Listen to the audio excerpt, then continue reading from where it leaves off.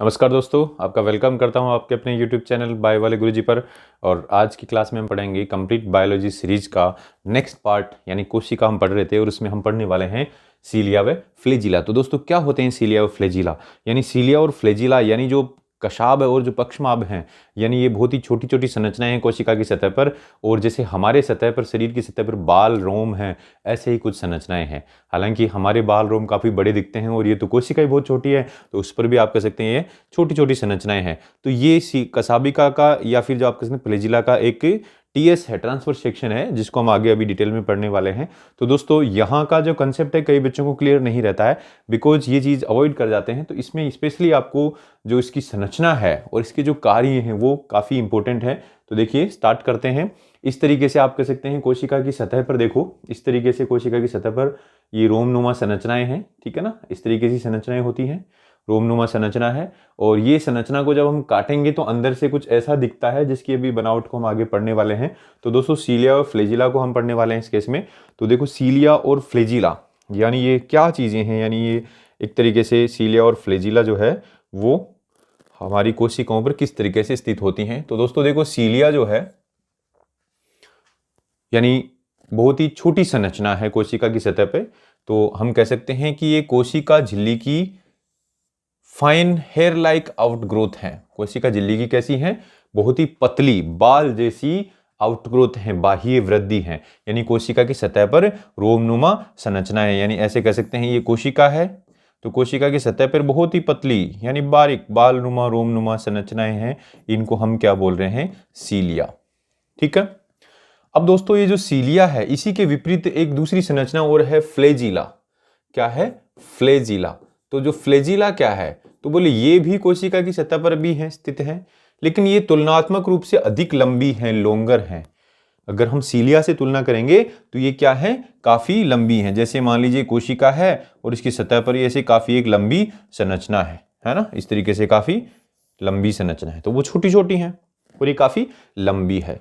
अब हम इसको तुलना कर सकते हैं कि ये जो सीलिया है वो चप्पू जैसी होती है। चप्पू मतलब ओर्स, नाव को चलाते हैं तो एक लकड़ी का जो पतवार होती है ना, उससे चलाते हैं। तो वो जो पतवार है उसी जैसी संरचनाएं हैं, यानी वो पतवार जो काम कर रही है वैसा काम ही कुछ सीलिया करती हैं। ठीक है दोस्तों। तो और यहाँ पर इनकी जो संख्या की बात करें तो नंबर पर सेल, यानी एक कोशिका में इनकी जो संख्या है वो बहुत अधिक होती है।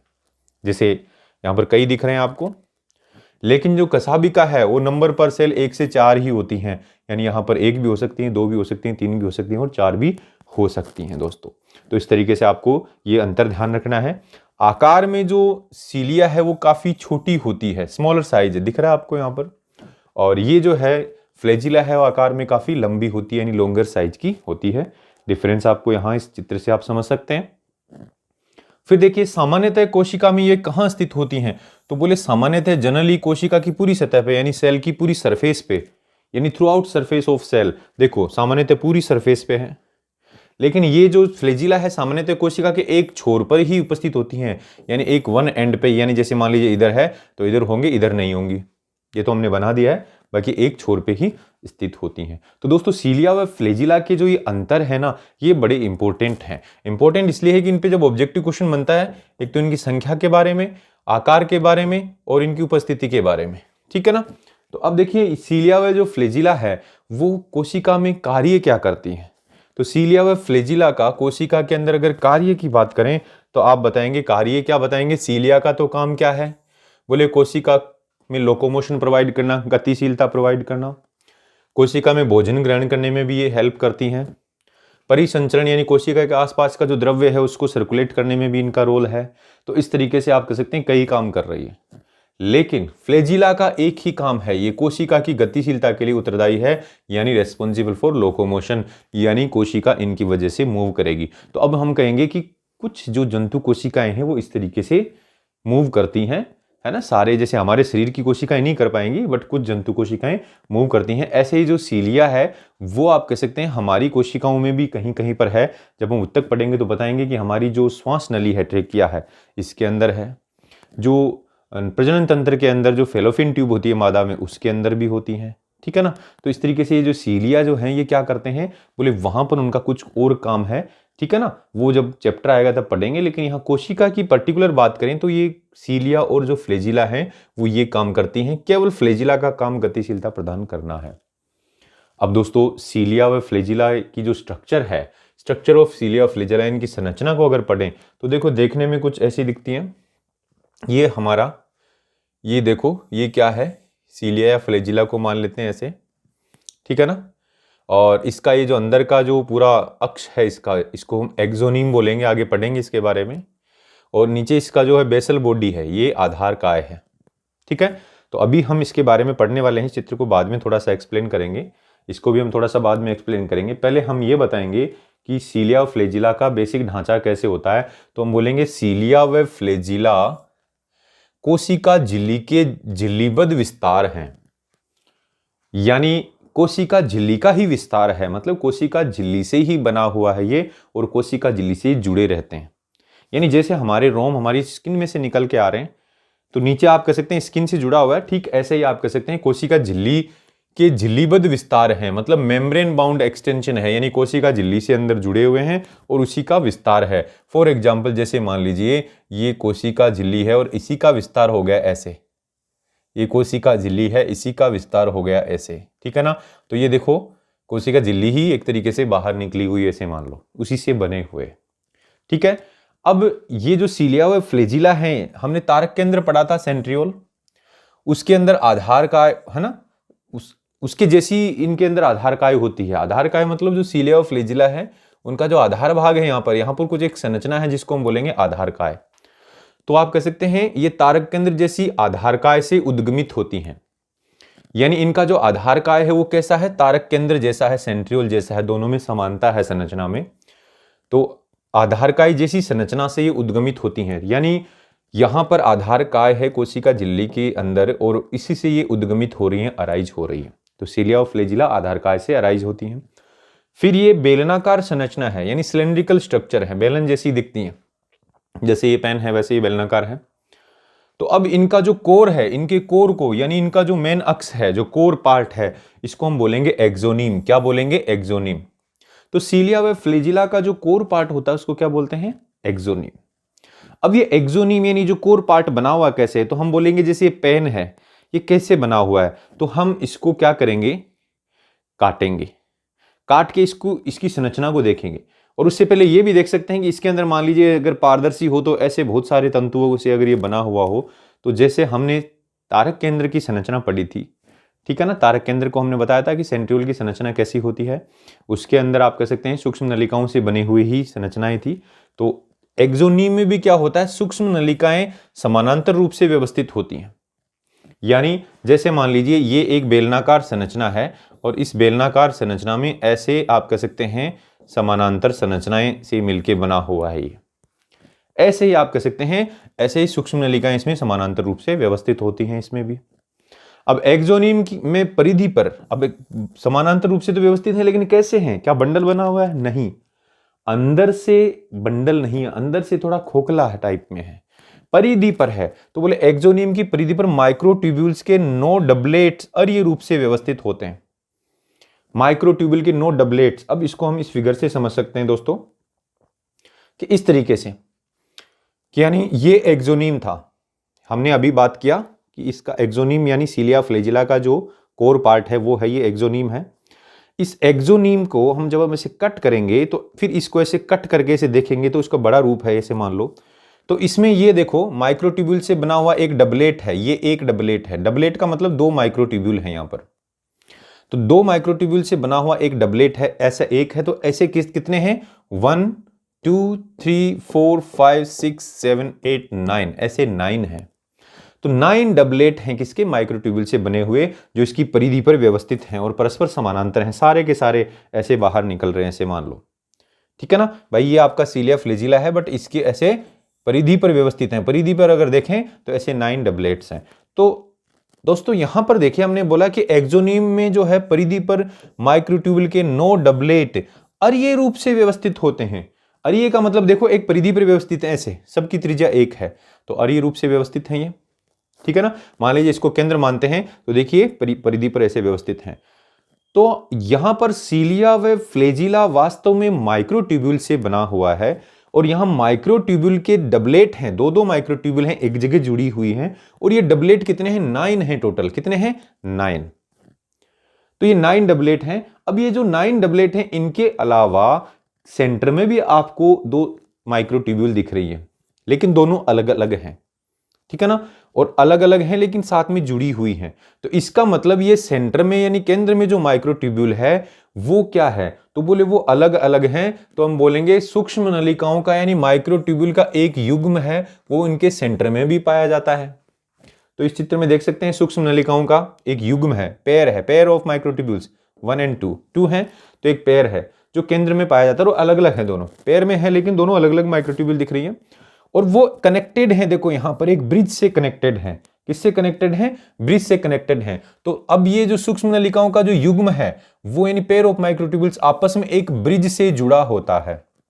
किससे जुड़ा होता है? ब्रिज से जुड़ा होता है और एक आवरण यानी एक कॉमन शीथ से घिरा होता है जिसको हम बोलेंगे सेंट्रल शीथ।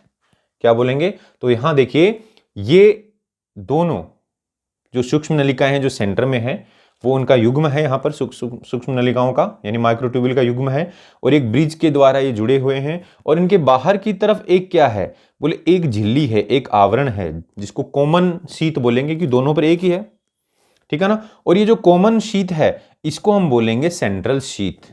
क्या बोलेंगे? सेंट्रल शीथ बोलेंगे, क्योंकि केंद्र में है ये इसलिए। तो अब बेटा इसकी व्यवस्था को, अगर सीलिया फ्लैजिला की व्यवस्था को अगर हम देखें तो यहां ये नजर आ रहा है कि साहब 9 डबलेट हैं माइक्रोट्यूब्यूल्स के, वो परिधि पे हैं और 2 सिंगलेट हैं, एकल ही है ना, युग्म है हालांकि दोनों सिंगलेट हैं, तो 2 ये हो गए, अलग अलग हो गए, तो 2 माइक्रोट्यूब्यूल ऐसे हैं, तो 9 तो डबलेट और 2 ये, तो इस व्यवस्था को हम बोलेंगे 9+2 ऑर्गेनाइजेशन। क्या बोलेंगे? 9+2 ऑर्गेनाइजेशन। तो सूक्ष्म नलिकाओं की माइक्रोट्यूब्यूल्स की इस व्यवस्था को 9+2 ऑर्गेनाइजेशन बोलेंगे। तो यहां पर 9+2 ऑर्गेनाइजेशन आपको दिख रहा है। अब याद करो आप उसको, किसको?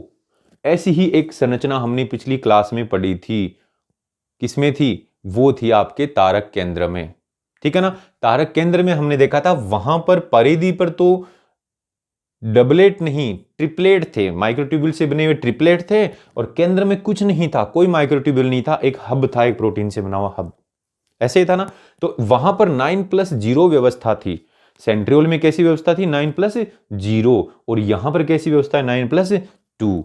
लेकिन यहां पर आपको क्या नजर आ रहा है? बोले ये अंतर नजर आ रहा है हमें साफ साफ। क्या नजर आ रहा है बेटा? तो इसको हमें गांठ बांध लेनी है कि जो सेंट्रियोल है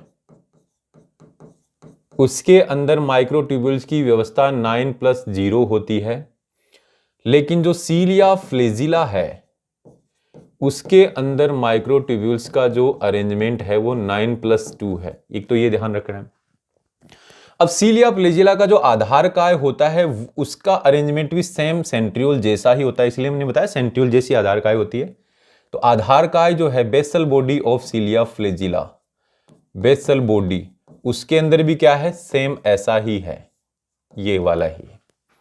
लेकिन अब एक यहां एक चेक करेंगे, एक क्वेश्चन और बनता है कि जो सेंट्रियोल या जो बेसल बॉडी है, सेंट्रियोल या जो बेसल बॉडी है उसके अंदर हमें एक चीज बतानी है। क्या बतानी है? स्पेशली सेंट्रियोल में बतानी है कि वहां 9 ट्रिपलेट थे। तो एक ट्रिपलेट का मतलब 3 माइक्रोट्यूब्यूल, तो टोटल माइक्रोट्यूब्यूल कितनी होगी? 27।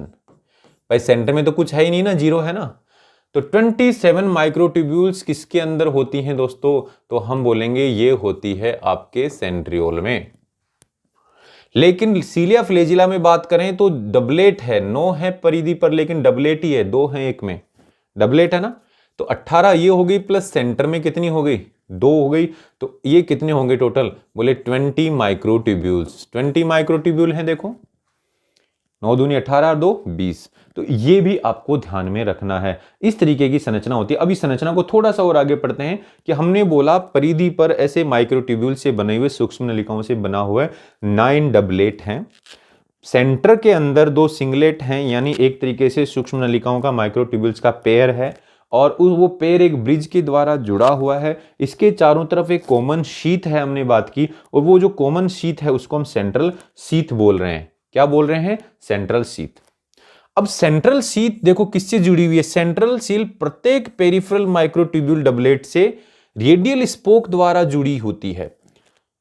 इसको चित्र में देखो, सेंट्रल शीथ ये है, ये क्या है, सेंट्रल शीथ है।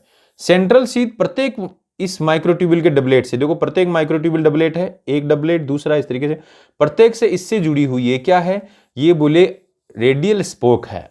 और ये स्पोक ऐसे रेडियल स्पोक के द्वारा जुड़ी होती है, जुड़ा हुआ है ना। तो दोस्तों ये जो रेडियल स्पोक है, ये रेडियल स्पोक इसके द्वारा जुड़ी होती है। तो सेंट्रल शीथ प्रत्येक माइक्रोट्यूब्यूल डबलेट से ऐसे एक रेडियल स्पोक द्वारा जुड़ी रहती है, ठीक है। तो इसके द्वारा जुड़ी होती है और कुल 9 रेडियल स्पोक होते हैं। तो हमने देखा 9 डबलेट हैं माइक्रोट्यूब्यूल्स के, तो ऐसे ही 9 स्पोक होंगे, रेडियल स्पोक होंगे, 9 हैं।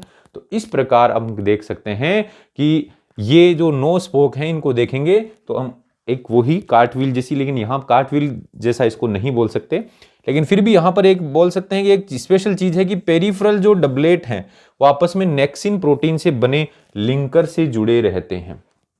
परिधि पे जो ये है ना, ये आपस में किससे जुड़े हैं, बोले देखो ये यहां पर ये एक डबलेट है, फिर दूसरा डबलेट है, फिर ये तीसरा है, देखो ये पहला, ये दूसरा, ये तीसरा। तो दूसरा और तीसरा देखो यहां पर इससे जुड़ा हुआ है ना, ऐसे लिंकर है ना। ये लिंकर किस प्रोटीन का है, बोले नेक्सिन प्रोटीन का। ये इंपॉर्टेंट क्वेश्चन है। यानी पेरीफ्री पे, सीलिया फ्लैजिला में पेरीफ्री पर जो माइक्रोट्यूब्यूल के डबलेट हैं वो आपस में नेक्सिन नाम के लिंकर प्रोटीन से जुड़े होते हैं। तो इस तरीके से आपको ये मोटी मोटी चीजें ध्यान में रखनी है। क्या ध्यान में रखना है, एक तो कि नेक्सिन नाम के प्रोटीन से ये आपस में जुड़े होते हैं, है ना, नेक्सिन प्रोटीन से। ये मेनली आपको ध्यान रखना है, कौन, माइक्रोट्यूब्यूल के डबलेट। 9 रेडियल स्पोक हैं। सेंट्रल शीथ क्या है हमें पता है, ठीक है ना। 9+2 अरेंजमेंट होता है, ठीक है ना। और इस तरीके से ये जो हमने बताया कि सेंट्रियोल और जो बेसल बॉडी है उसके अंदर 9+0 ऑर्गेनाइजेशन होता है, और यहाँ पर 9+2 का ऑर्गेनाइजेशन होता है सीलिया फ्लैजिला में। टोटल माइक्रोट्यूब्यूल कैलकुलेट करें तो सेंट्रियोल में 9 × 3 टोटल 27, 3 आपको याद आ गया क्योंकि ट्रिपलेट था वहाँ पे, तो 9 3 27 है ना। और सीलिया फ्लैजिला के अंदर 2 ही हैं डबलेट हैं माइक्रोट्यूब्यूल्स के, 9 दूनी 18 + 2 20।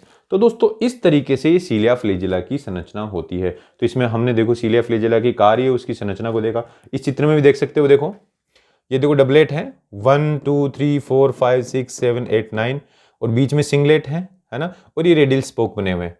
और इसकी संरचना देखो, ऐसी संरचना होती है, हमने काट रखा है, ये इसका बेसल बॉडी आधार का है, और इसकी संरचना ऐसी होती है, तो इसको काट के हमने यहाँ दिखाया। तो बेटा ऐसी कुछ संरचना इसकी होती है। तो दोस्तों उम्मीद है क्लास पसंद आई होगी। तो जिन्होंने अभी बायो वाले गुरुजी चैनल को सब्सक्राइब नहीं किया, सब्सक्राइब कर दें और वीडियो को लाइक और शेयर कर दें। मिलते हैं नेक्स्ट क्लास में। Thank you.